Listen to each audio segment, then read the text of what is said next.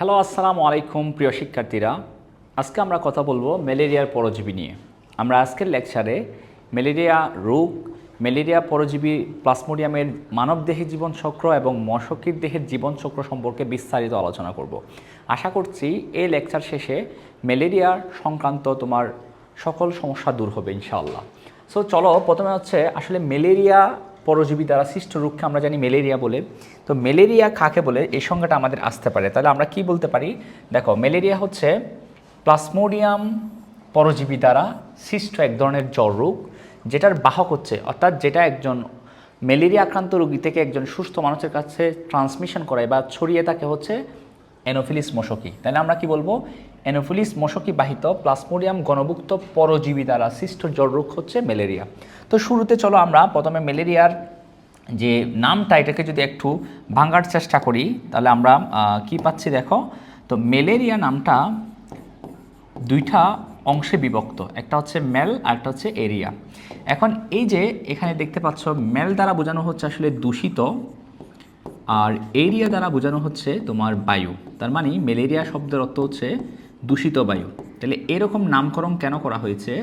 কারণ প্রথম দিকে মনে করা হতো তোমার দূষিত বায়ু গ্রহণের ফলে ম্যালেরিয়া তোমার রোগ হতো, ঠিক আছে? অর্থাৎ ম্যালেরিয়া যে পরজীবী দ্বারা হইতো সেটা মানুষের জানা ছিল না। সো এই নামকরণ করেছে কে? টর্টি। প্রথম ব্যবহার করেছে টর্টি।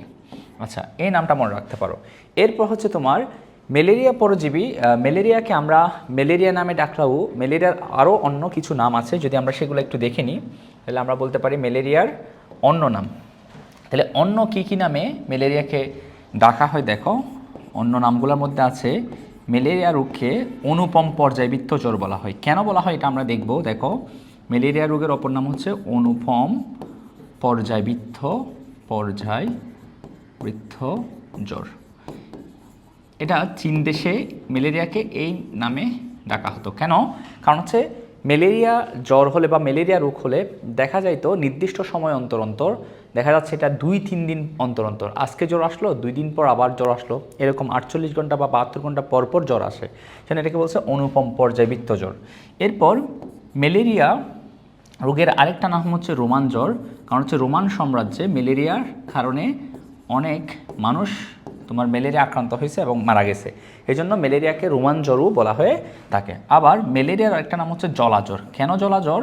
কারণ হচ্ছে যেই জায়গাগুলোতে যে জায়গার মধ্যে দেখা যাচ্ছে জলাশয়ের পরিমাণ বেশি, জলাশয়ের আশেপাশে যে বসতি থাকে বা মানুষজন থাকে, তাদের মধ্যে ম্যালেরিয়া বেশি চড়াতে দেখা যায়। কারণ জলাশয়ের মধ্যে অ্যানোফিলিস মশকি তোমার বেশি বংশবৃদ্ধি হয়, ফলে এই ম্যালেরিয়া রোগটাও ওই জলাশয়ের আশেপাশে বসতিগুলোতে বা মানুষজনের মধ্যে বেশি দেখা যেত। সেজন্য মধ্যযুগে তোমার এই যে ম্যালেরিয়াকে তোমার কি বলা হতো? জলাজ্বর বলা হতো। তাহলে এগুলা হচ্ছে ম্যালেরিয়ার অপর কয়েকটা নাম আমরা জেনে নিলাম।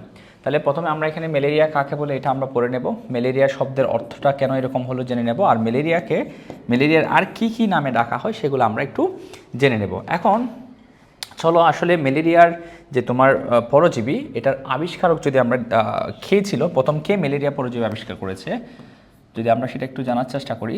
দেখো, ম্যালেরিয়া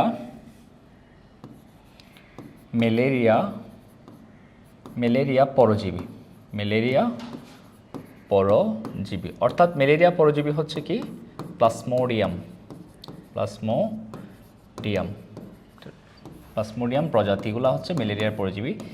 এর আবিষ্কারক কে? এটাকে প্রথম আবিষ্কার করছে আবিষ্কারক। দেখো, এই ম্যালেরিয়া পরজীবী প্রথম শনাক্ত করেছেন একজন ফরাসি বিজ্ঞানী, ওনার নাম হচ্ছে আলফোসে লেভেরান।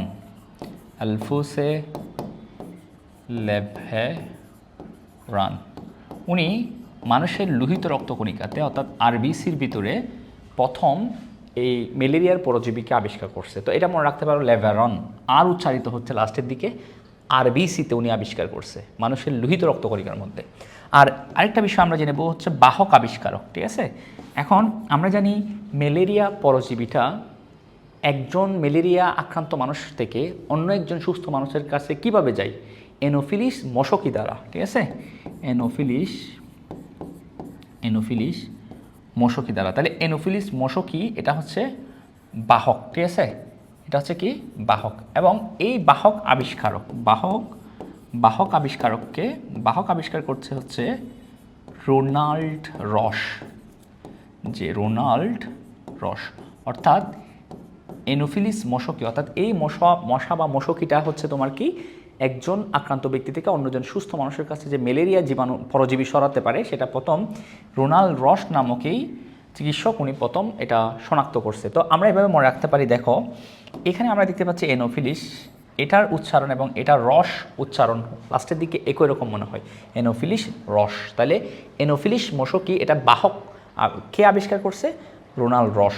আর আরবিসিতে লেভারান, এটা উনি ম্যালেরিয়া পরজীবী প্রথম শনাক্ত করছে মানুষের আরবিসিতে।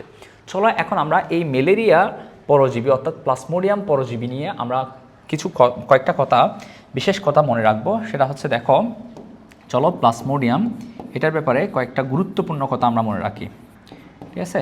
প্লাজমোডিয়াম পরজীবী নিয়ে কয়েকটা গুরুত্বপূর্ণ কথা মনে রাখতে পারি। প্রথম যে কথাটা আমরা মনে রাখতে পারি এখান থেকে, দেখো এই যে প্লাজমোডিয়াম পরজীবীটা যেটা ম্যালেরিয়া রোগ সৃষ্টি করতেছে, এই পরজীবীটা হচ্ছে, এটাকে বলা হয় অন্তঃকোষীয় রক্ত পরজীবী। কি বলা হয়? অন্তঃকোষীয়। তার মানে এটা মানুষের কোষের অভ্যন্তরে সে বসবাস করবে এবং রক্ত পরজীবী। কেন? কারণ হচ্ছে সে আমাদের লোহিত রক্তকণিকাকে কি করে আক্রমণ করে। তাহলে দেখো অন্তঃকোষীয় কি রক্ত পরজীবী। দেখো তাহলে অন্তঃকোষীয় রক্ত পরজীবী বলা হয় কাকে? প্লাজমোডিয়ামকে। কারণ কি? কারণ সেটা আমাদের মানবদেহের যে লিভারের কোষ আছে দুইটা জায়গায় আক্রমণ করে। একটা হচ্ছে লিভারের কোষ অর্থাৎ যকৃত কোষের অভ্যন্তরে এই ম্যালেরিয়া পরজীবীটা তোমার কি করে আক্রান্ত করে বা এখানেই সে তোমার বসবাস করে। এরপর হচ্ছে আমাদের যে লোহিত রক্তকণিকা আছে আরবিসি বা লোহিত রক্তকণিকা, এই লোহিত রক্তকণিকাকেও ম্যালেরিয়া পরজীবী অর্থাৎ এই যে পরজীবীটা এটা হচ্ছে প্লাজমোডিয়াম পরজীবী কি করে আক্রমণ করে। তাহলে যেহেতু এই পরজীবীটা আমাদের কোষের মধ্যে, মানবদেহের কোন কোন কোষের মধ্যে, লিভারের কোষ বা যকৃতর কোষ এবং লোহিত রক্তকণিকা কোষের অভ্যন্তরে ম্যালেরিয়া পরজীবী তোমার বসবাস করতেছে এবং এখানে সেই তোমার তার যে জীবনচক্রের যে ধাপগুলো সেগুলো অতিক্রম করে, সেজন্য আমরা বলবো যেহেতু কোষের অভ্যন্তরে সেজন্য অন্তঃকোষীয় রক্ত পরজীবী, কারণ এটা আমাদের রক্ত কোষকেও আক্রান্ত করতেছে। এছাড়াও এটা মনে রাখবে ম্যালেরিয়া পরজীবী হচ্ছে এককোষী এবং এটা হচ্ছে আদিকোষী। অনেকে ম্যালেরিয়া, এটা একটু মনে রাখি, অনেকে ম্যালেরিয়া পরজীবী প্লাজমোডিয়ামকে মনে করে হচ্ছে আদিকোষী। দুঃখিত, এটা আদিকোষী না, এটা হচ্ছে তোমার কি প্রকৃত কোষী। এটা হচ্ছে কি ম্যালেরিয়া পরজীবী হচ্ছে কি কোষী মনে রাখবে, এটা হচ্ছে প্রকৃত কোষী, অর্থাৎ এটা তোমার প্রোটোজোয়ার সদস্য, ঠিক আছে। আচ্ছা, তাহলে ম্যালেরিয়া পরজীবী হচ্ছে এককোষী, কিন্তু এটা আদিকোষী নয়, এটা হচ্ছে প্রকৃত কোষী, অর্থাৎ তার সুগঠিত নিউক্লিয়াস আছে। তাহলে আমরা দেখতে পাচ্ছি তোমার প্লাজমোডিয়ামকে বলা হচ্ছে অন্তঃকোষীয় রক্ত পরজীবী, কারণ সে আমাদের কোষের অভ্যন্তরে আক্রান্ত করে বসবাস করে। এবং রক্ত পরজীবী কেন? কারণ সে আমাদের আরবিসিকে আক্রমণ করে। তাহলে মানবদেহের দুই জায়গায় সেই দুইটা কোষকে আক্রান্ত করে, একটা হচ্ছে লিভারের কোষ আর একটা হচ্ছে আরবিসি বা লোহিত রক্তকণিকার কোষ। আর এই ম্যালেরিয়া পরজীবী প্লাজমোডিয়াম হচ্ছে মূলত এককোষী একটা পরজীবী, যেটা হচ্ছে মূলত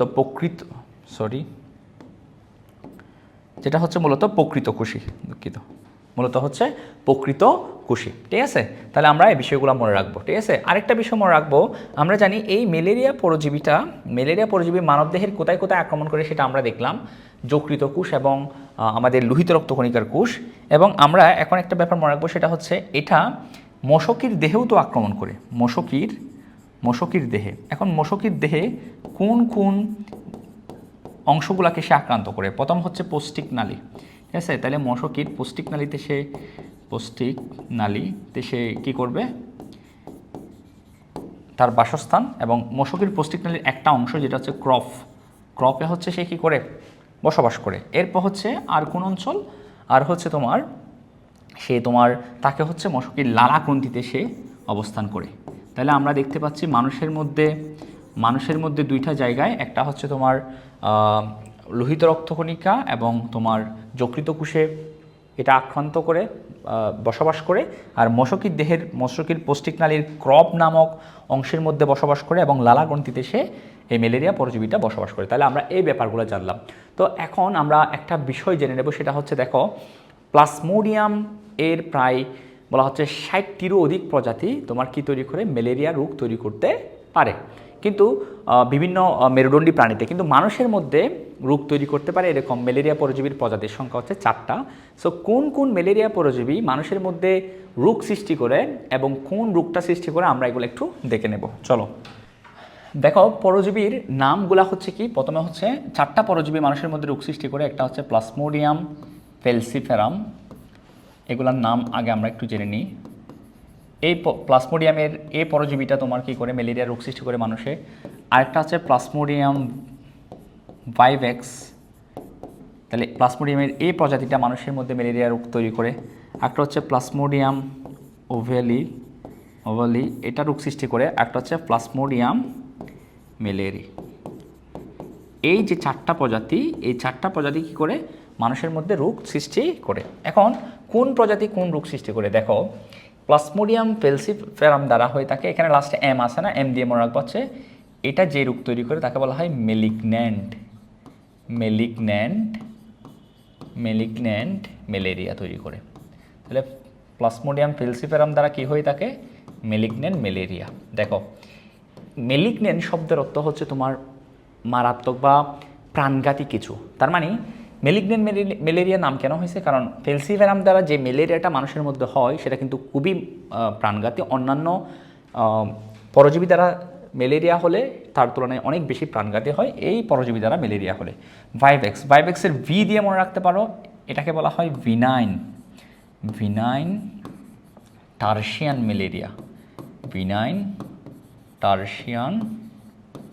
ম্যালেরিয়া, ঠিক আছে।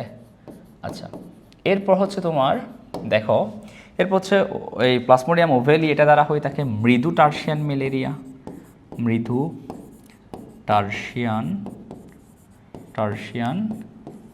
ম্যালেরিয়া। এরপর দেখো প্লাজমোডিয়াম ম্যালেরি, এটা দ্বারা হয়ে থাকে হচ্ছে তোমার কোয়ার্টান ম্যালেরিয়া।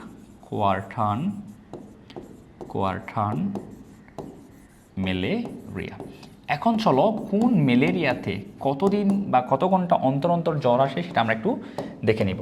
দেখো, এখানে ব্যাপারের মধ্যে একটা খেয়াল করো, বিনাইন শব্দের অর্থ হচ্ছে দেখো দয়ালু বা কম ক্ষতিকর এরকম, ঠিক আছে। যেমন ধরো অনেক সময় বলেছে বিনাইন টিউমার বা মেডিকেলের ভাষায় বলে, অর্থাৎ যেটা তোমার ক্যান্সারাস না, ঠিক আছে। ক্যান্সার হলে যখন কোনো টিউমার বা এরকম ক্যান্সারের সৃষ্টি হয় তখন বলা হয় ম্যালিগন্যান্ট, ঠিক আছে। আর বিনাইন বললে তখন এটা বোঝানো হয় এটা ক্যান্সারাস না বা এটা কম ক্ষতিকর, ঠিক আছে, এরকম কিছু। তাহলে বিনাইন মানে হচ্ছে কম ক্ষতিকর, তার মানে প্লাজমোডিয়াম ভাইভেক্স দ্বারা যেই ম্যালেরিয়াটা হয়ে থাকে সেটা হচ্ছে কম ক্ষতিকর, সেজন্য এটাকে বলছে বিনাইন টার্সিয়ান ম্যালেরিয়া। এখন দেখো এখানে একটা শব্দ দেখো, এখানেও আছে টার্সিয়ান, এখানেও আছে টার্সিয়ান মানে বোঝানো হয়, তোমরা কেমিস্ট্রিতে একটা শব্দ পড়ছো টার্সিয়ারি বা টার্সিয়ান, এটা দ্বারা বোঝানো হয় 3, ঠিক আছে, বা 3 ডিগ্রি বোঝানো হয় 3। টার্সিয়ান মানে 3 মনে করো, তাহলে 3 এই ম্যালেরিয়া হলে, অর্থাৎ বিনাইন টার্সিয়ান বলো মৃদু টার্সিয়ান বলো, টার্সিয়ান ম্যালেরিয়া হলে 3য়তম দিনে জ্বর আসবে, অর্থাৎ আজকে আসলো তারপর 3য়তম দিনে জ্বর আসবে।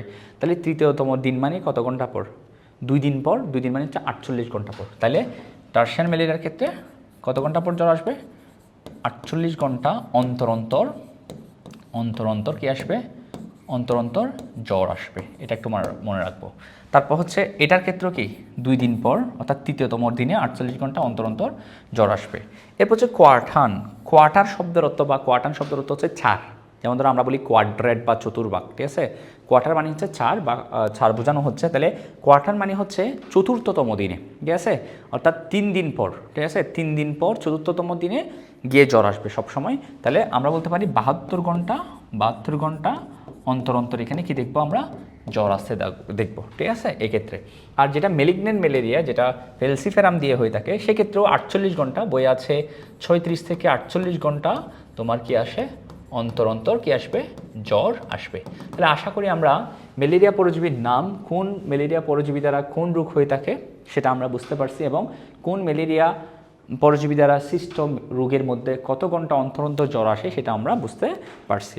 সো চলো এখন আমরা যে বিষয়ে কথা বলবো সেটা হচ্ছে ম্যালেরিয়া রোগ যদি কারো হয় তাহলে সেক্ষেত্রে তার কি কি লক্ষণ দেখা যাবে, ঠিক আছে।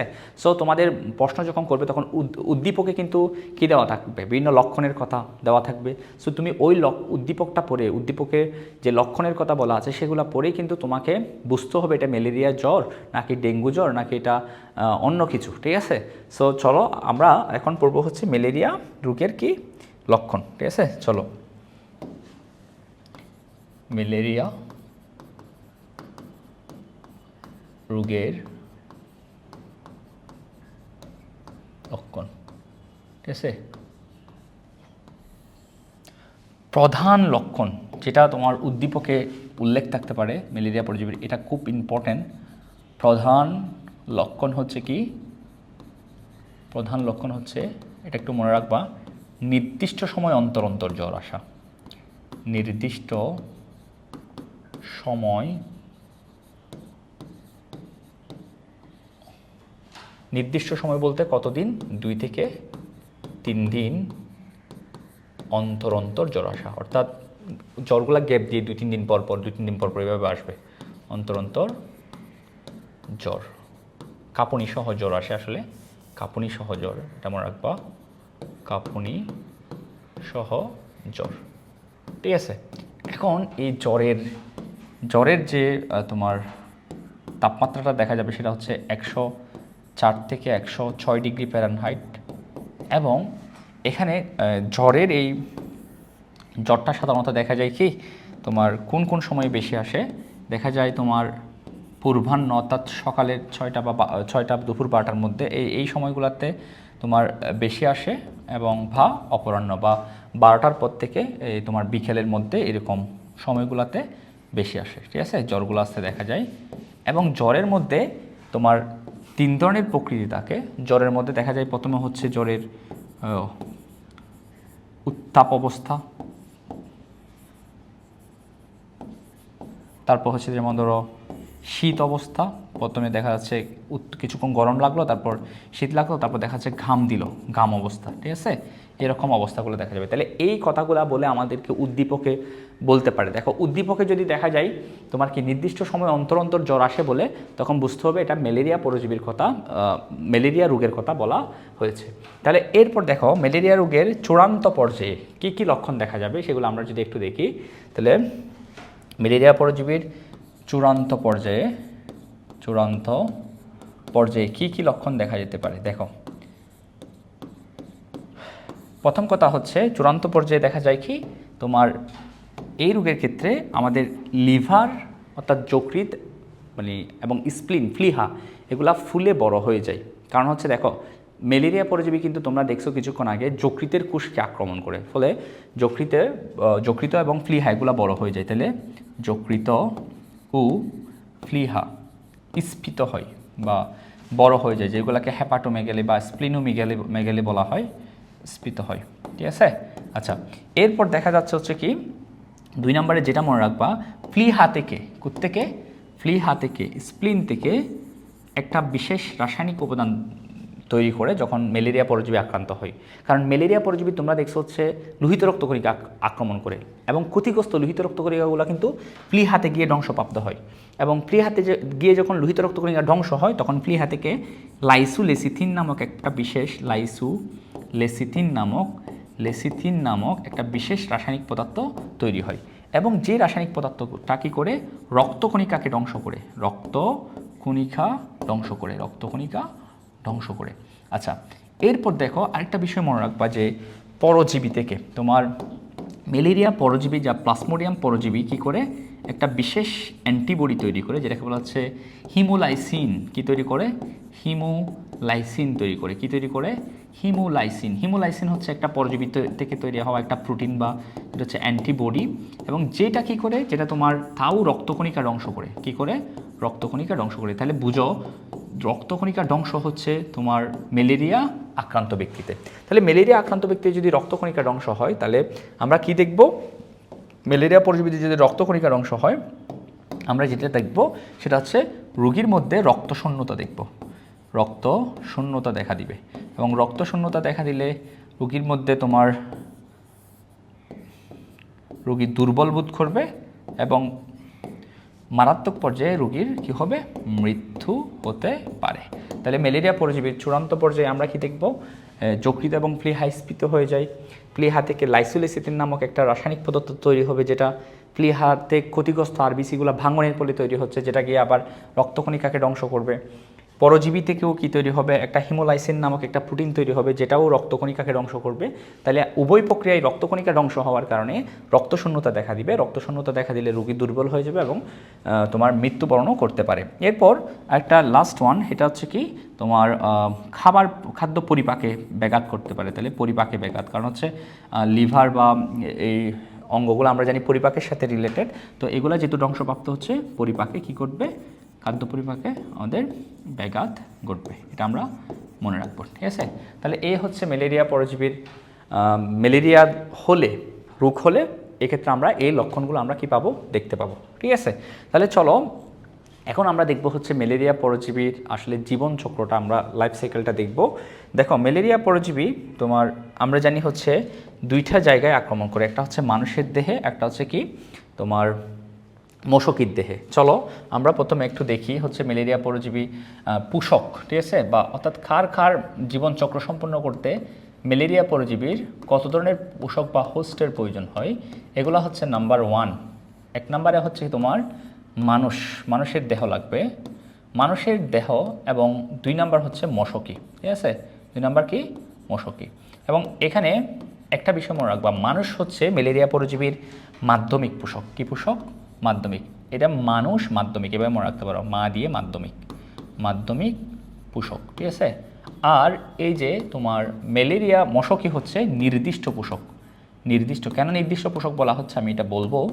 দেখো নির্দিষ্ট পোষক, তাহলে মানুষ হচ্ছে কি মানুষের মা দিয়ে মনে রাখবা মাধ্যমিক পোষক, আর মশকি হচ্ছে নির্দিষ্ট পোষক। এবং একটা বিষয় মনে রাখবে, সেটা হচ্ছে কি এই যে তোমার মাধ্যমিক পোষক, এই যে মানুষের দেহের মধ্যে ম্যালেরিয়া পরজীবীর অযৌন জনন ঘটে। কি ঘটে? অযৌন জনন। আর ম্যালেরিয়া পরজীবীর অযৌন জননকে কি বলে জানো? সাইজুকনি। কি বলে? সাইজুকনি, ঠিক আছে। এরপর হচ্ছে মশকির দেহের মধ্যে যৌন জনন ঘটে, ঠিক আছে। ম্যালেরিয়া পরজীবীর কোন জনন ঘটে? যৌন জনন, অর্থাৎ শুক্রাণু ডিম্বাণু তৈরি হবে, তাদের মধ্যে নিষিক্ত হবে, যৌন জনন করবে। আর যৌন জননকে বলা হয় কি জানো? গ্যামেটুকনি। কি বলবে? গ্যামেট মানে কি?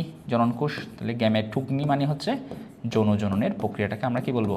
গ্যামেটুকনি। তাহলে আসো আমরা যদি বলি ম্যালেরিয়া পরজীবীর কত ধরনের পোষক প্রয়োজন হয় তার জীবনচক্র সম্পন্ন করার জন্য? 2 ধরনের, মানুষ এবং মশকি। মানুষ হচ্ছে মাধ্যমিক পোষক, যেখানে অযৌন জনন বা সাইজুকনি সম্পন্ন হবে, আর মশকি হচ্ছে নির্দিষ্ট পোষক, যেখানে যৌন জনন সম্পন্ন হবে। মনে রাখবে, পরজীবীর যৌন জনন যে পোষকের মধ্যে সম্পন্ন হয় সেটাকে আমরা বলবো কি? নির্দিষ্ট পোষক, ঠিক আছে। তাহলে প্রথমে আমরা আলোচনা করব হচ্ছে মানব দেহে, অর্থাৎ মানুষের দেহের মধ্যে ম্যালেরিয়া পরজীবীর হচ্ছে তোমার কি বলে হচ্ছে তোমার লাইফ সাইকেল বা জীবনচক্রটা কীরকম, এটা দেখব। তাহলে প্রথমে চলো আমরা দেখি একটু, যদি আমরা দেখি মানব দেহে জীবনচক্র, ঠিক আছে, মানব দেহে। তাহলে মানব দেহের মধ্যে এখন মানব দেহের মধ্যে কোন ধরনের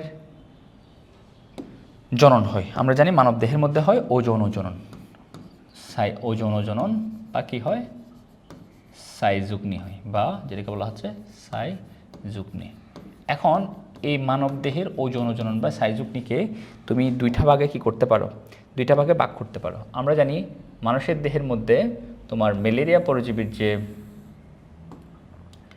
জীবনচক্র, সেটাকে আমরা 2 ভাগে ভাগ করতে পারি। কি? আমরা জানি ম্যালেরিয়া পরজীবী মানুষের দেহের মধ্যে কোন কোন জায়গাগুলোতে আক্রান্ত করে। দেখো, লিভারের কোষে আক্রমণ করে, এবং আক্রমণ করে হচ্ছে তোমার আরবিসি কোষে। তাহলে দেখো, মানুষের দেহের মধ্যে ম্যালেরিয়া পরজীবী যকৃত কোষে আক্রমণ করে। তো যকৃত কোষে আক্রমণ করলে তখন আমরা তাকে বলবো, যকৃত কোষে আক্রমণ করে যে জীবনচক্র সম্পন্ন করবে সেটাকে বলবো আমরা হ্যাপাটিক সাইজুকনি। হ্যাপাটিক শব্দের অর্থ কি?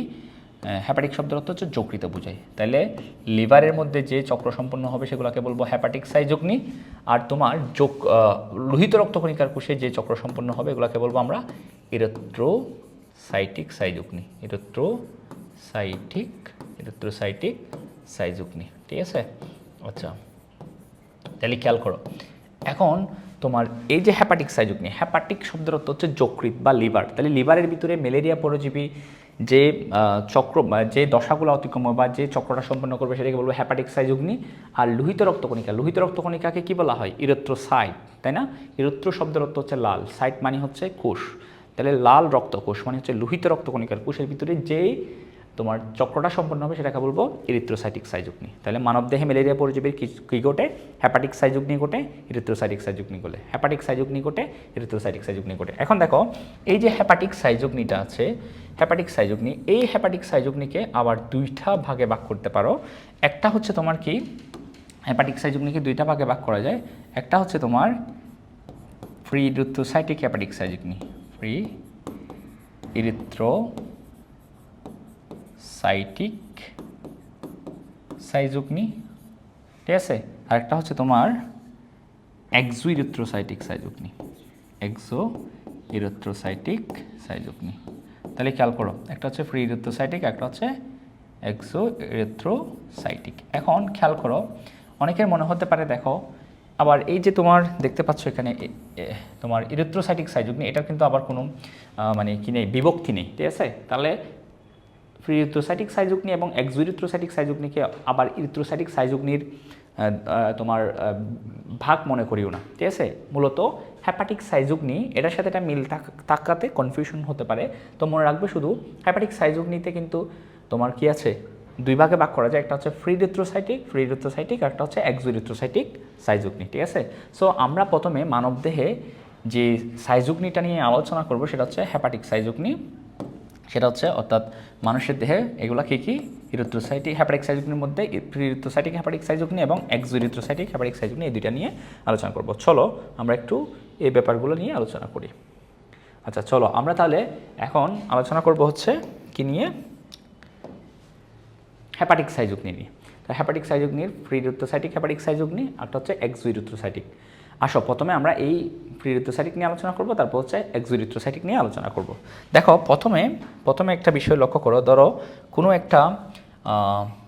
কোনো একটা মশকই, ধরো যার মধ্যে ম্যালেরিয়ার পরজীবী আছে, সেটা যদি কোনো মানুষকে, সুস্থ মানুষকে যখন দংশন করে, তখন সে কী করে, তার দেহ থেকে লালা কী করে এই মানুষের রক্তের মধ্যে প্রবেশ করায়।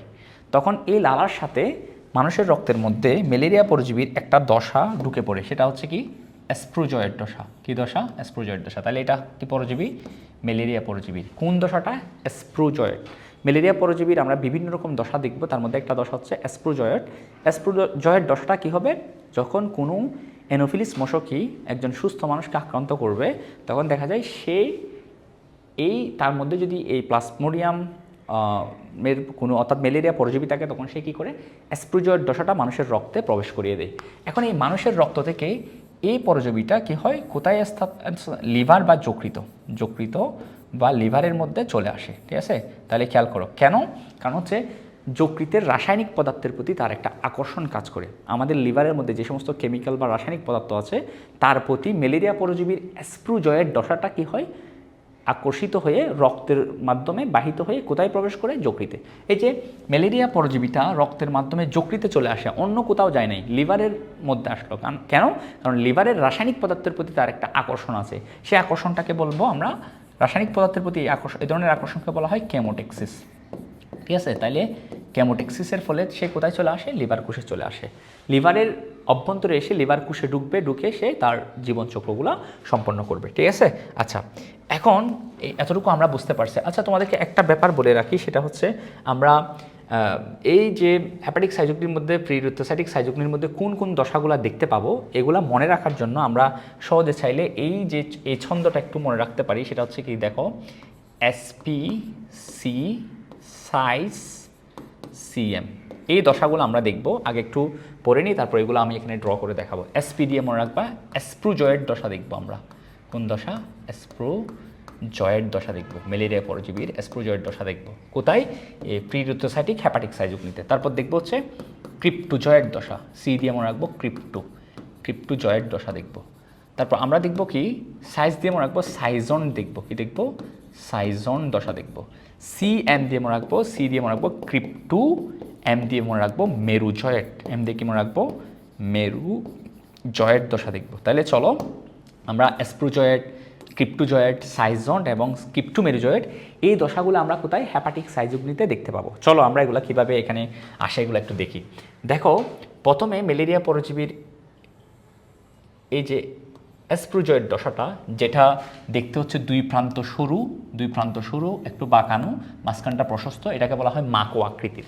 যদি কোনো বস্তুর গঠন যদি বা কোনো কোষের গঠন যদি দুই প্রান্ত সরু হয়, মাঝখানটা মোটা হয়, তখন আমরা বলবো মাকু যন্ত্র, ঠিক আছে, মাকো আকৃতির। যেমন ধরো আমরা স্পিন্ডল যন্ত্র পড়ি না কোষ বিভাজনের সময়, তখন আমরা এটাকে মাকু যন্ত্র বলি, অর্থাৎ দুই প্রান্ত সরু মাঝখানটা প্রশস্ত, এরকম কোনো বস্তু বা এরকম কোনো কিছুকে আমরা কি বলতে পারি, মাকো আকৃতির বলতে পারি। তাহলে এই যে অ্যাসপ্রোজয়েডটা ঢুকলো, এই অ্যাসপ্রোজয়েড হচ্ছে কোন আকৃতির, মাকো আকৃতির, ঠিক আছে, অ্যাসপ্রোজয়েড।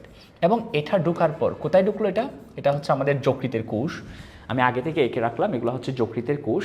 লিভারের কোষে ঢোকার পর সেটা কি করবে, লিভারের কোষ থেকে খাদ্য গ্রহণ করে এরকম একটা গোল আকার ধারণ করবে। তাহলে অ্যাসপ্রোজয়েডের পর দেখো আমি কি লিখলাম, ক্রিপ্টোজয়েড, ঠিক আছে। এই গোল আকারটাকে বলা হচ্ছে, এই গোল আকার অবস্থাটাকে বলা হচ্ছে ম্যালেরিয়া পরজীবীর ক্রিপ্টোজয়েড। কি জয়েড, ক্রিপ্টোজয়েড। আচ্ছা, এরপর কোন দশা আসবে দেখো তো। ক্রিপ্টোজয়েডের পর আমি লিখলাম সাইজন। কি লিখলাম, সাইজন কি, দেখো এই ক্রিপ্টোজয়েডের মধ্যে তোমরা যে নিউক্লিয়াসটা দেখতে পাচ্ছ এখানে ম্যালেরিয়া পরজীবীর, এই নিউক্লিয়াসটা বারবার মাইটোসিস প্রক্রিয়ায় বিভাজিত হয়ে অসংখ্য ছোট ছোট নিউক্লিয়াস এখানে তৈরি করবে, অসংখ্য ছোট ছোট নিউক্লিয়াস তৈরি করবে, রাইট।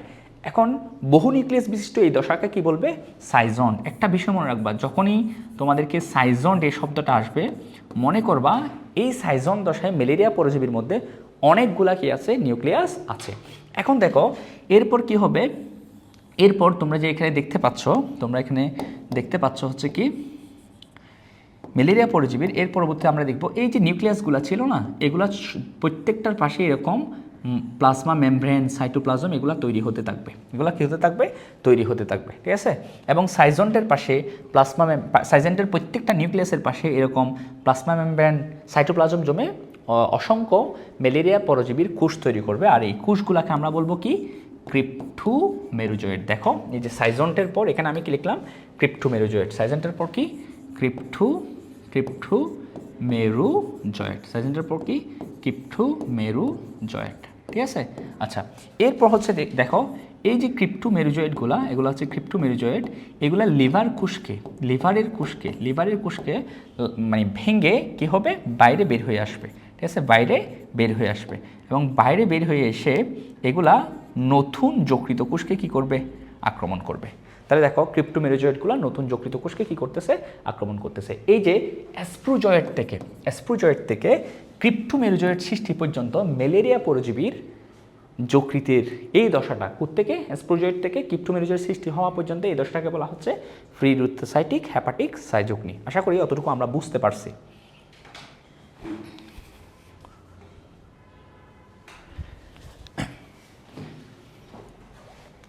এর পরবর্তী আমরা এখন বুঝবো হচ্ছে এক্সোইরিথ্রোসাইটিক সাইজোগনি। এখন দেখতে পাচ্ছি ক্রিপ্টোমেরুজয়েডগুলা কি করবে, নতুন যকৃত কোষের মধ্যে প্রবেশ করার পর দেখো ক্রিপ্টোজয়েডগুলো প্রবেশ করছে, আমরা এখান থেকে উল্টা চিন্তা করি, ক্রিপ্টোমেরুজয়েডের পর এরপর কি হবে, সাইজন। এরপর ও কী করবে, তার নিউক্লিয়াসটা অনেকগুলা, ঠিক আছে, আমরা এখানে ক্রিপ্টোজয়েড, সাইজন, ক্রিপ্টোমেরুজয়েড পড়ছিলাম না, এখন উল্টাভাবে চিন্তা করবো, ক্রিপ্টোজয়েডের পর সাইজন দেখবো। দেখো এগুলো ক্রিপ্টোজয়েডগুলো ঢুকে এগুলো নিউক্লিয়াসটা বারবার বিভাজিত হয়ে কী তৈরি করবে, অনেকগুলা নিউক্লিয়াস তৈরি করবে, ঠিক আছে।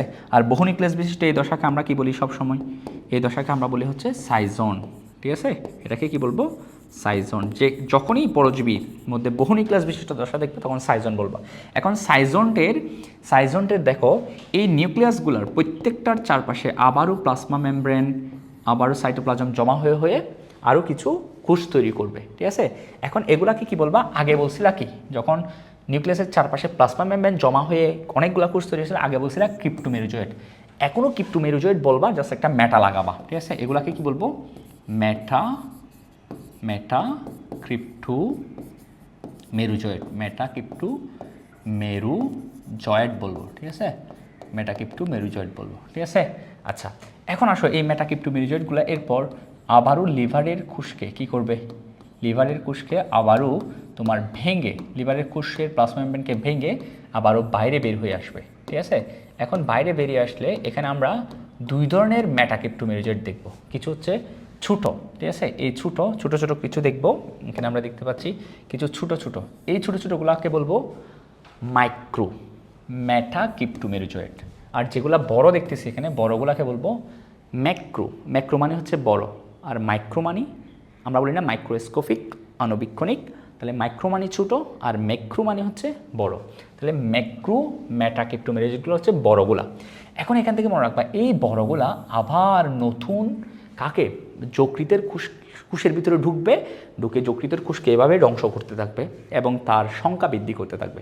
কিন্তু এই যে ছোটো ছোটোগুলা চলে যাবে কোথায়? ছোটো ছোটোগুলো চলে যাবে লোহিত রক্তকণিকার ভিতরে, অর্থাৎ লোহিত রক্তকণিকা অর্থাৎ আরবিসির ভিতরে প্রবেশ করবে। লোহিত রক্তকণিকা অর্থাৎ আরবিসির ভিতরে সে প্রবেশ করবে, ঠিক আছে?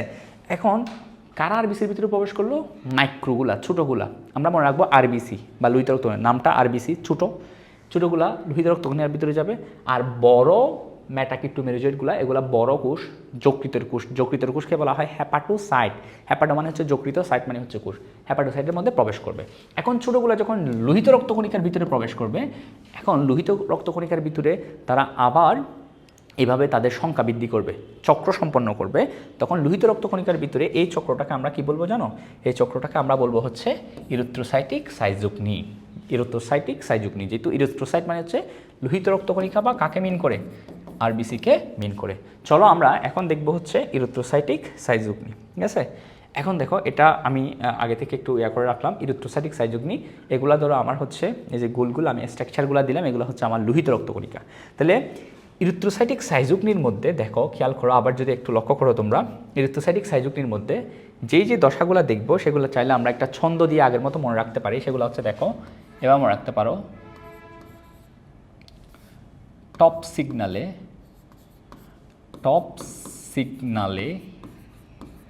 এমি, টপ সিগনালে কে? এমি, টপ সিগনালে এমি, ঠিক আছে? টপ সিগনালে কে আছে? এমি আছে, সেজন্য কি সজাগ মেরি কি আছে? সজাগ আছে। তাহলে এই লাইনটা দিয়ে আমরা ইরিথ্রোসাইটিক সাইজোকনিতে যেই যে দশাগুলো দেখা যাবে তাদের বিষয়গুলো মনে রাখতে পারবো। যেমন ধরো, টপ দিয়ে মনে রাখবা হচ্ছে তুমি কি? টপ দিয়ে মনে রাখবা হচ্ছে ট্রফোজয়েড। টপ দিয়ে মনে রাখবা কি? ট্রফোজয়েড। আমরা যে এখানে জয়েড নামটা পড়ি, জয়েড দ্বারা আসলে প্রাণীকে মিন করে, ঠিক আছে? জয়েড শব্দ দ্বারা কি মিন করে? কোনো প্রাণীকে। তো হচ্ছে সিগন্যাল দিয়ে মনে রাখবা সিগনেট রিং। আমরা ইরিথ্রোসাইটিক সাইজোকনি কি দেখবো? সিগনেট রিং দেখবো, ঠিক আছে? এগুলো নিয়ে আমি বিস্তারিত এখানে বলবো, তবে আমরা মনে করে নিই কোন কোন দশাগুলো আগে থেকে মানে থাকবে সেগুলো আমরা আগে থেকে জেনে নিচ্ছি। এমি দিয়ে মনে রাখবা এমিবয়েড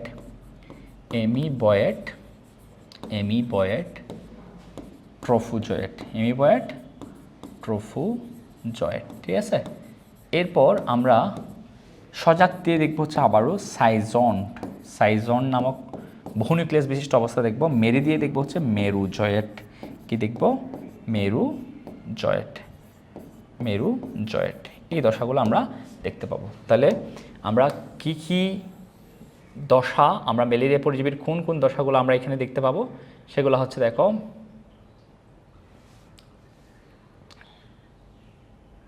সেগুলো হচ্ছে কি? সেগুলো হচ্ছে তোমার টপ সিগনালে কি?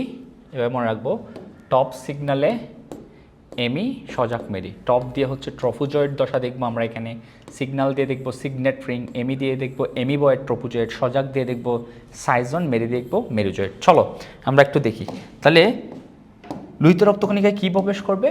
এই তোমার মাইক্রো মেটাকিপ্টোমেরোজয়েডগুলো প্রবেশ করে তারা এখানে ঢুকে যদি আমরা একটু দেখাই, এখানে ঢুকে তারা প্রথমে এই যে তোমার এরা খাদ্য গ্রহণ করে এরকম গোল অবস্থা তৈরি করবে এবং এখানে একটা কোষগহ্বর তৈরি হবে তাদের ভিতরে। এই অবস্থাটাকে এটাকে বলবো আমরা ট্রফোজয়েড। তাইলে ট্রফোজয়েড, ঠিক আছে? ট্রফো দ্বারা বোঝাচ্ছে পুষ্টি বা খাদ্য গ্রহণ করবে। হিমোগ্লোবিন, লোহিত রক্তকণিকার ভিতরে আমরা জানি হিমোগ্লোবিন থাকে, হিমোগ্লোবিন গ্রহণ করে কি? সে গোলাকার একটা আকার ধারণ করবে, যেটাকে বলা হচ্ছে ট্রফোজয়েড, ঠিক আছে? ট্রফোজয়েডের পর আমরা দেখবো সিগনেট রিং। দেখো এখানে একটা কোষগহ্বর আছে না? এই কোষগহ্বরটা দেখবো কি? এটা বড় হতে থাকবে, ঠিক আছে? এরকম বড় হতে থাকবে, ঠিক আছে? আচ্ছা, কোষগহ্বরটা যদি আমি অন্য একটা কালারে দিই, যেমন ধরো এই কোষগহ্বরটা কী হবে? এরকম বড় হতে থাকবে। আচ্ছা, বড় হলে সাইটোপ্লাজম এবং নিউক্লিয়াসটা কী হয়ে যাবে? এক পাশে সরে যাবে। এই যে নিউক্লিয়াস সাইটগুলো এক পাশে সরে যাবে। তখন সরে গেলে মনে হচ্ছে যেন কি কোষ গহ্বরটাকে একটা রিংয়ের মতো মনে হচ্ছে আর নিউক্লিয়াসটাকে একটা পাথরের মতো মনে হচ্ছে, তাহলে পাথর বসানো আংটির মতো মনে হচ্ছে। সেজন্য এই দশাটাকে, ম্যালেরিয়া পরজীবীর এই দশাটাকে বলা হচ্ছে সিগনেট রিং। কী বলা হয়? সিগনেট রিং বলা হয়, সিগনেট রিং বলা হয়। ঠিক আছে, আচ্ছা পরবর্তী সিগনেট রিংয়ের পর আমরা দেখবো হচ্ছে অ্যামিবয়েড ট্রফোজয়েড, রাইট? অ্যামিবয়েড ট্রফোজয়েড। অ্যামিবা তো আমরা সবাই এককুশি প্রোটোজোয়ার জীব জানি। অ্যামিবা অনেকগুলা কি তৈরি করতে পারে? ক্ষণপথ তৈরি করতে পারে। অ্যামিবা হচ্ছে এককুশি জীব, যেটা হচ্ছে অনেকগুলা তার প্লাজমা মেমব্রেনকে বাজ করে এরকম কতগুলা পায়ের মতো অভিক্ষেপ তৈরি করে, যেগুলোকে ক্ষণপথ বলে।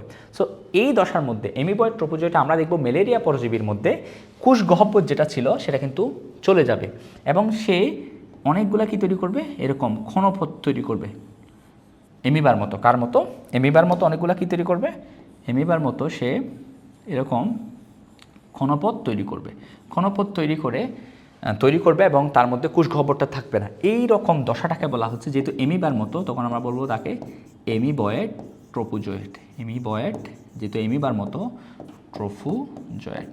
ঠিক আছে, আচ্ছা এখন খেয়াল করো অ্যামিবয়েড ট্রফোজয়েড দশার মধ্যে আমরা কয়েকটা বিষয় লক্ষ্য করব, এখানে খুব ইম্পর্টেন্ট। প্রথম কথা হচ্ছে হিমোজয়েন। হিমোজয়েন নামক একটা বিষাক্ত পদার্থ দেখতে পাবো। দেখো, অর্থাৎ ও যেহেতু হিমোগ্লোবিন বক্ষণ করতেছে, হিমোগ্লোবিনকে পুষ্টি হিসেবে গ্রহণ করতেছে, হিমোগ্লোবিনকে বক্ষণ করে সে একটা বিষাক্ত টক্সিনে রূপান্তর করবে, যেটাকে বলছে হিমোজয়েন। আরেকটা ব্যাপার দেখবো, সেটা হচ্ছে সার্ফ নার্সের দানা বা সার্ফ নাস দানা। ঠিক আছে, সার্ফ নাস দানা। ঠিক আছে, এটা কোথায় দেখা যাবে? এটা আসলে তোমার কার ভিতরে পরজীবীর ভিতরে দেখা যাবে না, এটা আমরা দেখব কোথায়? এই সার্ফ নাস দানাটা আমরা দেখব হচ্ছে ম্যালেরিয়া আরবিসি, লোহিত রক্তকণিকার সাইটোপ্লাজমে এরকম কিছু দানা আমরা দেখতে পাবো, যেগুলো হচ্ছে তোমার হালকা গোলাপি বর্ণের এরকম কিছু দানা দেখা যায়। কোন দশায়? অ্যামিবয়েড ট্রফোজয়েড দশায় কি দেখা যায়? লোহিত রক্তকণিকার সাইটোপ্লাজমে কি দেখব আমরা? কিছু দানা দেখব, যেগুলোকে যেই চিকিৎসক বা বিজ্ঞানী এগুলাকে প্রথম পর্যবেক্ষণ করছে, ওনার নাম ছিল সার্ফ নার্স। ওনার নাম অনুসারে এগুলাকে বলা হয় সার্ফ নার্সের দানা বা সার্ফ নাস দানা। এখন দেখো, অ্যামিবয়েড ট্রফোজয়েড দশায় আমরা দেখব আরবিসি, যে লোহিত রক্তকণিকা, এই লোহিত রক্তকণিকা আরবিসি বা লোহিত রক্তকণিকার সাইটোপ্লাজমে এই সার্ফ নাস দানাগুলা দেখেই শনাক্ত মানে বোঝা যায় হচ্ছে ওই ব্যক্তি ম্যালেরিয়ায় আক্রান্ত হয়েছে কিনা। তাহলে আমরা মনে রাখবো যে আরবিসি বা লোহিত রক্তকণিকার সাইটোপ্লাজমে সার্ফ নাস দানা দেখেই শনাক্ত করা ম্যালেরিয়া রোগ হয়েছে কিনা সেটা নিশ্চিত করা হয়। এখন দেখো, এর পরবর্তী আমরা দেখবো, দেখো অ্যামিবয়েড ট্রফোজয়েডের পর দেখবো হচ্ছে সাইজন। সাইজন ধাপে আমরা দেখব এই যে ম্যালেরিয়া পরজীবী, এর তোমার কি হবে? এর যে কণপথগুলা দেখা যাবে থাকবে না। ঠিক আছে, এর পরবর্তী ধাপে কণপথগুলা থাকবে না এবং নিউক্লিয়াস যেটা আছে, এই নিউক্লিয়াসটা বারবার বিভাজিত হয়ে অনেকগুলা নিউক্লিয়াস তৈরি করবে। ঠিক আছে, তাহলে এই যে অনেকগুলা নিউক্লিয়াস যুক্ত এই দশাটাকে আমরা বারবার কি বলে আসছি? বারবার এটাকে বলছে হচ্ছে সাইজন্ট। এটাকে কি বলছে? সাইজন্ট বলে আসছি। ঠিক আছে, বারবার এই দশাকে আমরা কি বলে আসছি? সাইজন। বহু নিউক্লিয়াস বিশিষ্ট দশাটাকে সাইজন বলবো। এরপর আমরা কি দেখব? এই যে সাইজন্টের পাশে ধরো প্রত্যেকটা নিউক্লিয়াস, এই নিউক্লিয়াসগুলার প্রত্যেকটার পাশে এরকম প্লাজমা মেমব্রেন, ঠিক আছে, এরকম বাছ হয়ে হয়ে তৈরি হতে থাকবে। সাইটোপ্লাজম এগুলো এইভাবে বাছ হয়ে হয়ে তৈরি হতে থাকবে। এখন দেখো, এই যে বাছ হয়ে হয়ে তৈরি হয়েছে এবং প্রত্যেকটা নিউক্লিয়াস এক একটা কোষ তৈরি করবে এবং এই প্রত্যেকটা কোষকে বলা হয়ে থাকে কি? মেরুজয়েড। দেখো, এই যে মেরুজয়েড। এখন এই মেরুজয়েডগুলো যখন একসাথে এরকম যুক্ত থাকে তখন তাদেরকে গোলাপের পাপড়ির মতো দেখায়, রুসের মতো দেখায়। সেজন্য এই ধাপে কি বলা হয়? রুজেট। এই রুজেট ধাপে কি দেখবো আমরা? এই যে কোষগুলো সবাই কি আছে? একসাথে যুক্ত হয়ে আছে। ঠিক আছে, এখনো আলাদা হয় নাই। ঠিক আছে, পরবর্তী ধাপে আমরা কি দেখব? পরবর্তী ধাপে আমরা দেখতে পাবো হচ্ছে কি? পরবর্তী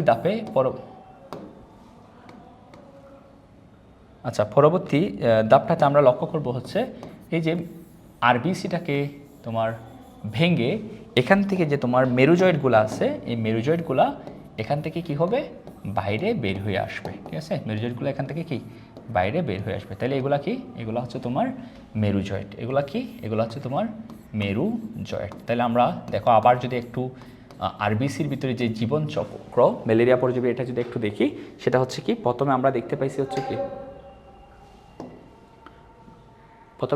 পাইছি হচ্ছে ম্যালেরিয়া পরজীবী প্রথমেই তোমার ট্রফোজয়েড নামক একটা দশায় তৈরি করে লোহিত রক্তকণিকার ভিতরে ঢুকে, তারপর এটা ভিতরে যে কোষ গহ্বরটা ছিল এটা বড় হয়ে যায়, ফলে ম্যালেরিয়া পরজীবীকে তখন দেখা যায় কি আংটির মতো, পাথর বসানো আংটির মতো মনে হয়, সেই জন্য আমরা বলবো সিগনেট রিং।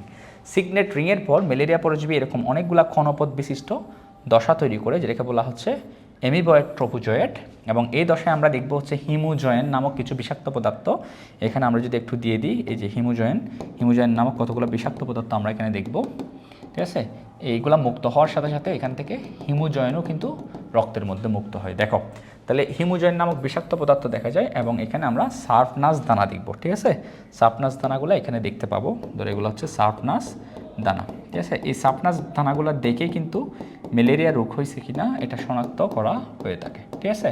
আচ্ছা, তাহলে এরপর আমরা কি দেখবো, অ্যামিবয়েড ট্রোপোজয়েডের পর আমরা দেখছিলাম হচ্ছে সাইজন। সাইজনটের নিউক্লিয়াস, সাইজন মানে হচ্ছে বহু নিউক্লিয়াস বিশিষ্ট একটা অবস্থা থাকবে। এরপর হচ্ছে নিউক্লিয়াসগুলোর চারপাশে আবারও প্লাজমা মেমব্রেন এরকম জমা হয়ে হয়ে তৈরি হয়েছিল কিছু নতুন কোষ, যেগুলোকে বলা হয় মেরুজয়েড। মেরুজয়েডগুলোকে একসাথে বলছে কি রুজেট, ঠিক আছে। মেরুজয়েডগুলো আলাদা, তারপর আরবিসি বা লোহিত রক্তকণিকার প্রাচীরকে কী করবে, ভেঙে বাইরে বের হয়ে আসবে। তাহলে এগুলো হচ্ছে কি আমার মেরুজয়েড। এখন এই মেরুজয়েডগুলা কিছু আছে তোমার আবার নতুন কাকে আক্রমণ করবে, লোহিত রক্তকণিকার কোষকে আক্রমণ করবে, কিন্তু আবার কিছু মেরুজয়েড পরিণত হবে হচ্ছে গ্যামেটোসাইট নামক কোষে। গ্যামেটোসাইট নামক কোষে পরিণত হবে। তাহলে কিছু মেরুজয়েড কোথায় প্রবেশ করবে, নতুন লোহিত রক্তকণিকায় আক্রমণ করবে, কিন্তু কিছু মেরুজয়েড পরিবর্তিত হয়ে কী কোষ তৈরি করবে, গ্যামেটোসাইট। আর এই গ্যামেটোসাইটগুলো প্রবেশ করবে হচ্ছে, গ্যামেটোসাইটগুলো কোথায় থাকবে, যেই মানুষটা ম্যালেরিয়া রোগে আক্রান্ত তার রক্তের মধ্যে থাকবে।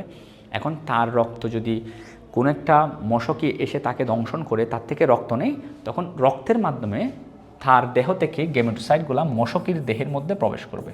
তাহলে খেয়াল করো, যখন কোনো একজন ম্যালেরিয়া রোগীর, তাহলে ম্যালেরিয়া রোগীর রক্তের মধ্যে অনেকগুলা কি থাকবে, গ্যামেটোসাইট নামক কোষ থাকবে, যেগুলো মেরুজয়েড থেকে তৈরি হয়েছে।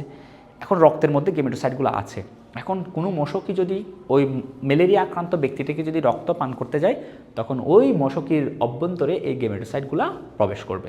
আমরা এরপর দেখব হচ্ছে মশকির ভিতরে আসলে কিভাবে গ্যামেটোসাইটগুলো পরিবর্তন হয় বা জীবনচক্র সম্পন্ন হয় তোমার কার, প্লাজমোডিয়ামের বা ম্যালেরিয়া পরজীবীর, সেটা আমরা দেখব। আশা করছি আমরা এতটুকু পর্যন্ত বুঝছি। আর আরেকটা ব্যাপার আমরা বলি, সেটা হচ্ছে এখানে তোমার যে দেখতে পাচ্ছ তোমরা মেরুজয়েডগুলা, এই যে যকৃত কোষকে আক্রমণ করার পর লোহিত রক্তকণিকাকে ভেঙে মেরুজয়েডগুলো বের হওয়া পর্যন্ত তোমার 48 ঘন্টা টাইম লাগে, ঠিক আছে। 48 ঘন্টা। তাহলে আরবিসি থেকে মেরুজয়েড বের হতে কত ঘন্টা টাইম লাগে, 48 ঘন্টা। এখন মেরুজয়েডগুলো যখন বের হয়, আমাদের যে শ্বেত রক্তকণিকা আছে, আমাদের যে ডব্লিউবিসি বা শ্বেত রক্তকণিকা, তারা এই মেরুজয়েডগুলো যখন রক্তের মধ্যে দেখতে পায়, রক্তরসের মধ্যে, তখন তারা এক প্রকার রাসায়নিক পদার্থ রিলিজ করে, যেটাকে বলা হচ্ছে ফাইরোজেন। এগুলোকে ধ্বংস করার জন্য ফাইরোজেনকরণ করে।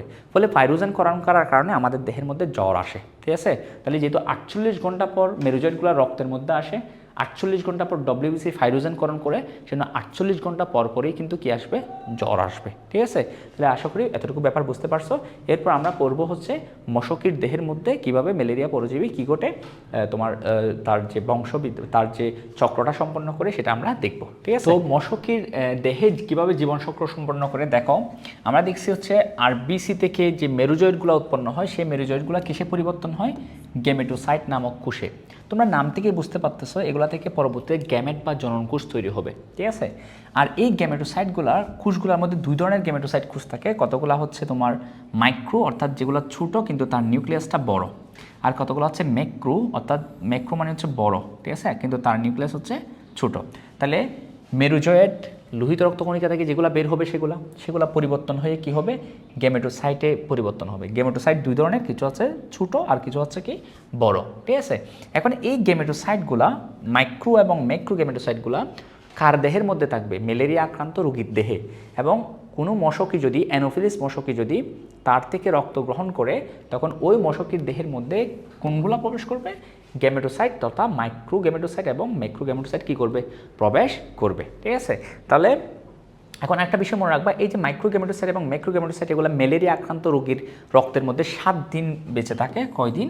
7 দিন বেঁচে থাকে। এর মধ্যে গ্রহণ না করলে, কোনো মশকে যদি দেহে যদি এগুলো প্রবেশ করতে না পারে, তাহলে কিন্তু এই মাইক্রো এবং গ্যামেটোসাইটগুলো এগুলো কী হয়, ধ্বংস হয়ে যায়। তাহলে চলো আমরা মশকের দেহের মধ্যে গেমেটোসাইটগুলো ঢুকে কীরকম পরিবর্তন হয় সেগুলো আমরা একটু দেখি, ঠিক আছে? আচ্ছা, তাহলে মশকের দেহের মধ্যে আমরা দেখব কি, মশকের দেহের মধ্যে জীবনচক্রের মধ্যে আমরা দুইটা ভাগে ভাগ করবো। একটা হচ্ছে গেমেটোসাইট, অর্থাৎ আরেকটা হচ্ছে একটা হচ্ছে গেমেটোগ্নি, আরেকটা হচ্ছে তোমার স্পোরোগ্নি।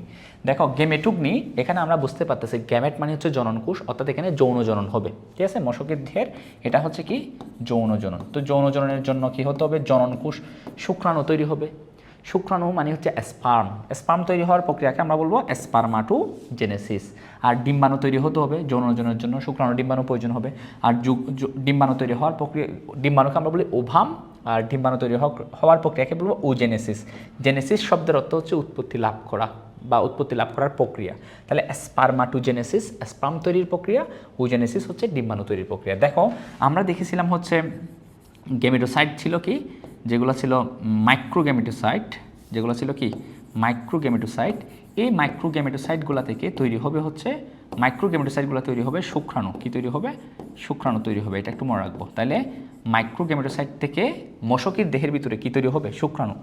আর যেগুলো দেখছিলাম ম্যাক্রো, এই ম্যাক্রোগেমেটোসাইটগুলো থেকে মশকের দেহের ভিতরে ঢুকে এগুলা থেকে তৈরি হবে ডিম্বাণু, ঠিক আছে? তাহলে আমরা দেখব শুক্রাণু তৈরি হতে এবং ডিম্বাণু তৈরি হতে, এগুলো আমরা দেখব ছবিতে এঁকে দেখব। তবে তার আগে একটু বুঝে নিই, মাইক্রোগুলা থেকে শুক্রাণু, ম্যাক্রোগুলা থেকে ডিম্বাণু, এবং এই দুইটা মিলিত হয়ে তৈরি হবে জাইগোট। কি তৈরি হবে, জাইগোট, ঠিক আছে? এবং এই জাইগোটটা হচ্ছে তোমার কি ডিপ্লয়েড। এখন পরবর্তীতে এই জাইগোট থেকে ধরো হচ্ছে এটা হচ্ছে এই জাইগোটটা, এই জাইগোট থেকে পরবর্তীতে তৈরি হবে কি ম্যালেরিয়ার, দেখো মশকের দেহের ভিতরে তৈরি হবে স্প্রোজয়েড। স্প্রোজয়েড, ওই যে প্রথম যে দশাটা আমরা দেখছিলাম লিভারের কোষে প্রবেশ করছিল, সেই দশা তৈরি হবে স্প্রোজয়েড দশা, যেটা দেখছিল তোমরা এরকম মাকো আকৃতির, এই দশাটা তৈরি হবে। তাহলে জাইগোট থেকে স্প্রোজয়েড দশা তৈরির প্রক্রিয়াকে বলা হচ্ছে স্প্রোগ্নি। আর শুক্রাণু ডিম্বাণু তৈরি হওয়া এবং তাদের নিষেক হওয়া, এটাকে বলা হচ্ছে গ্যামেটোগ্নি বা যৌনজনন। আর জাইগোট থেকে স্প্রোজয়েড তৈরি হওয়াকে বলবো আমরা স্প্রোগ্নি। চলো আমরা একটু দেখি। দেখো প্রথমে হচ্ছে এটা হচ্ছে মশকির পৌষ্টিক নালীর ক্রপ অংশ, ক্রপের এই মশকির পৌষ্টিক নালীর একটা অংশ। এই অংশের মধ্যে আমরা দেখতে পাচ্ছি কি, দেখতে পাচ্ছি হচ্ছে মাইক্রোগেমেটোসাইট, যেখান থেকে শুক্রাণু তৈরি হবে। কীরকম পরিবর্তন হয় দেখো, প্রথমে এই মাইক্রোগেমেটোসাইটের পরজীবীর মাইক্রোগেমেটোসাইটটা পরিবর্তন হয়ে কিছু এরকম কর্নারযুক্ত কিছু অংশ তৈরি করে, ঠিক আছে?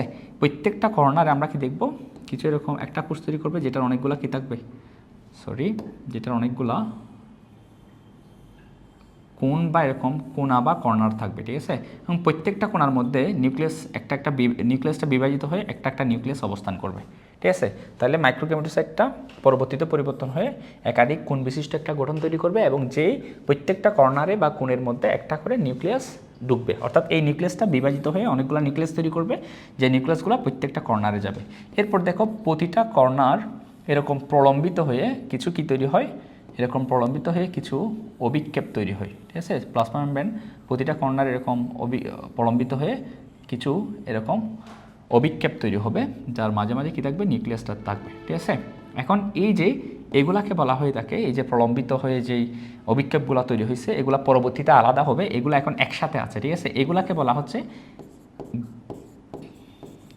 হচ্ছে শুক্রাণু, বা এগুলাকে কি বলা হয়, শুক্রাণু বলা হয়, শুক্রাণু বা মাইক্রোগ্যামেট বলতে পারো, শুক্রাণু বা এগুলাকে বলা হয় মাইক্রোগ্যামেট। এরপর কি হয়, এই মাইক্রোগ্যামেটের যে তোমার দেখতে পাচ্ছ এই যে প্রলম্বিত অংশ, এগুলা তোমার আলাদা হয়ে যায়, অর্থাৎ এগুলাই হচ্ছে কি শুক্রাণু, ঠিক আছে?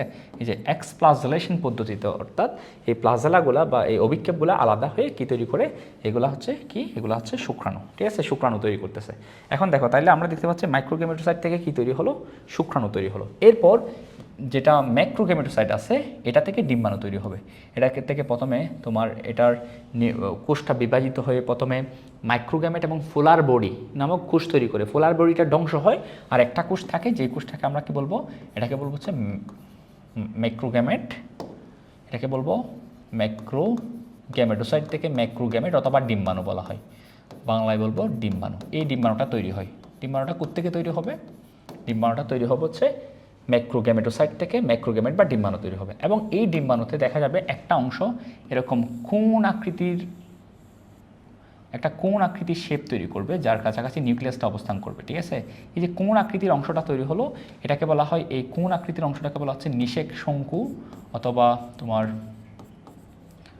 অভ্যন্তরীণ শঙ্কু বলা হয় থাকে, তাহলে এটা আমরা মনে রাখবো, ঠিক আছে। এটাকে নিষেক শঙ্কু বলা হয় থাকে। এবং পরবর্তীতে কি হবে, এই যে নিষেক শঙ্কুর মধ্য দিয়ে তোমার যে নিষেক শঙ্কুর মধ্য দিয়ে আমাদের যে কী আছে, শুক্রাণু আছে। আমি যদি এগুলোকে অন্য একটা কালারে করি, এই যে শুক্রাণু, এই শুক্রাণুটা নিষেক শঙ্কুর মধ্য দিয়ে কার কাছে প্রবেশ করবে, ডিম্বাণুর ভিতরে প্রবেশ করবে। তাহলে এভাবে শুক্রাণু ডিম্বাণু মিলিত হয়ে কী তৈরি হবে, তৈরি হবে জাইগোট। কী তৈরি হবে, শুক্রাণু ডিম্বাণু মিলিত হয়ে কী তৈরি হলো, ধরো এখানে জাইগোট তৈরি হলো। কী তৈরি হলো, জাইগোট। এখন এই যে জাইগোট তৈরি হলো, দেখো এটাকে হচ্ছে নিষেক। শুক্রাণু কোথায় প্রবেশ করছে, ডিম্বাণুর নিষেক শঙ্কু দিয়ে, একটা কোণ শেপের অংশ, এই কোণ দিয়ে প্রবেশ করছে শুক্রাণু।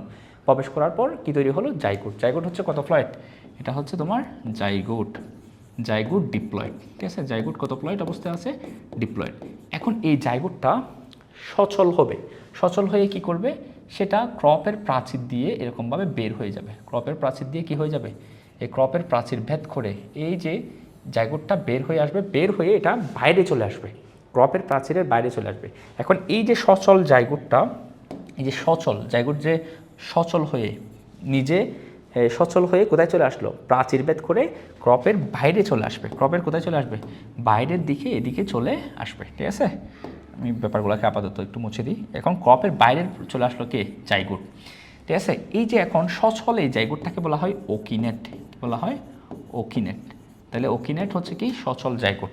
এখন এই জাইগোটটা বাইরে আসার পর, ঠিক আছে, এটা সিস্ট নামক একটা আবরণ দ্বারা আবৃত হয়। একটা আবরণ দ্বারা কি হয়, আবৃত হয়, একটা সিস্ট নামক একটা আবরণ দ্বারা। তাহলে এটা কি আবরণ, সিস্ট নামক আবরণ। সিস্ট নামক আবরণ দ্বারা আবৃত অবস্থায় পরজীবীর এই দশাকে বলা হয় ওসিস্ট। কি বলা হয়, ও সিস্ট, বুঝছো, এটাকে কি বলা হয়, ওসিস। তাহলে দেখো ওসিস দশা দেখলাম। এখন ওসিস দশা আমরা কি দেখবো, এটা হচ্ছে আবার যদি আমরা দিই, এটা হচ্ছে সিস্ট পর্দা এবং ভেতরে আছে কি, ভিতরে আছে হচ্ছে এই জাইগোটটা। এখন এই জাইগোটের যে নিউক্লিয়াস আছে, নিউক্লিয়াসটা হচ্ছে ডিপ্লয়েড। ডিপ্লয়েড নিউক্লিয়াসটা প্রথমে মিউসিস হবে, মিউসিস হয়ে হ্যাপ্লয়েড হবে, ঠিক আছে। হ্যাপ্লয়েড হওয়ার পর, এরপর হ্যাপ্লয়েড হয়ে যাওয়ার পর এরপর বারবার মাইটোসিস করে অনেকগুলো হ্যাপ্লয়েড কোষ তৈরি করবে, ঠিক আছে। অনেকগুলো কি হ্যাপ্লয়েড কোষ তৈরি করবে, ঠিক আছে। এখন এই হ্যাপ্লয়েড কোষ, প্রত্যেকটা হ্যাপ্লয়েড কোষের নিউক্লিয়াসের পাশে, নিউক্লিয়াস তৈরি করবে।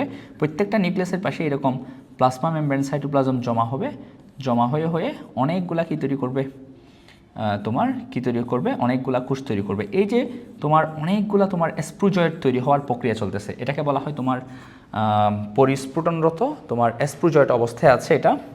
দেখো অনেকগুলা কি তৈরি করতেছে এখানে, ওসিস্টগুলা থেকে অনেকগুলা স্প্রুজয়েড তৈরি হবে। তো এটাকে বলা হয় পরিস্ফুটনরত ওসিস্ট, মানে পরিস্ফুটনরত ওসিস্ট, ঠিক আছে।